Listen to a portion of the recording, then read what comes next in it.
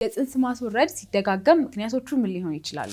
ሰላም እንዴት ናችሁ? ዶክተር ዳናይት ነኝ። ሁለትና ከዛ በላይ የሆነ ተከታታይ የጽንስ ማስወረድ ሪከረንት አቦርሽን ተብሎ ይጠቀሳል። ታዲያ ይህ በተደጋገመ ቁጥር እየደጋገማችሁ እናንተም ለማርገዝ ከመሞከር ይልቅ ሐኪምን ማማከር የበለጠ ችግሩ እየገፋ እንዳይሄድ ያደርገዋል። ከጽንስ ውርጃ ምክንያቶች ውስጥ በማህፀን ላይ ያሉ ችግሮች ሊሆኑ ይችላሉ። ለምሳሌ ከውልደት ጀምሮ ያሉ የማህፀን ችግሮች፣ ፋይብሮይድ ወይም ደግሞ ማዮማ የምንላቸው፣ የማህፀን ጫፍ ዊክነስ ወይም ደግሞ መድከም የምንለው፣ የታይሮይድ እና የመሳሰሉት የሆርሞን ችግሮች፣ የደም መርጋት ችግሮች፣ በዘር ምክንያት ወይም ደግሞ በኢንፌክሽን ምክንያት የሚመጡ ችግሮች ዋነኞቹ ናቸው። አንዳንድ ጊዜ ደግሞ ምክንያቶቹን ጭራሽ ላይታወቁ ይችላሉ። ህክምናዎቹ እንደ ምክንያቶቹ ይለያያሉ። ለምሳሌ የማህፀን ችግሮች ከሆኑ አንዳንዴም እዛ ውስጥ የበቀሉትን ስጋዎች መቁረጥ ወይም ደግሞ ማውጣት፣ ማህፀኑን ማስተካከል በአጠቃላይ። ሌላኛው ደግሞ ሰርቫይካል ኢንሰፊሸንሲ በምንለው ጊዜ ብዙ ጊዜ እርግዝናው ከገፋ በኋላ የሚፈጠር የውርጃ አይነት ነው። የማህፀኑን ጫፍ ሰርቫይካል ሰርኪሌጅ በሚባል ፕሮሲጀር ማህፀኑን እንደዚህ ሊያስሩት ይችላሉ።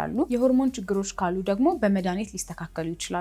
አንዳንድ ጊዜ ደግሞ የዘር ችግሮች ወይም ደግሞ የክሮሞዞም ችግሮች ካሉ አይቪኤፍ በተባለ ቴክኖሎጂ ሊስተካከል ይችላል። እንደ አንቲፎስፎሊፒድ አንቲቦዲ ሲንድረም የተባሉ ችግሮች ሲኖሩ ደግሞ ብዙ ጊዜ እናትየው ሎዶዝ የሆነ አስፕሪን በመሰጠት ሊስተካከልላት ይችላል። ምክንያቶቹ በማይታወቁበት ጊዜ ራሱ ሐኪሞቻችሁ የተሻላቸውን አድርገው እርግዝናው እንዲቀጥል ያደርጋሉ። የጽንስ መጨናገፍ እየተደጋገመ ያስቸገራችሁ እናቶች ተስፋ አትቁረጡ።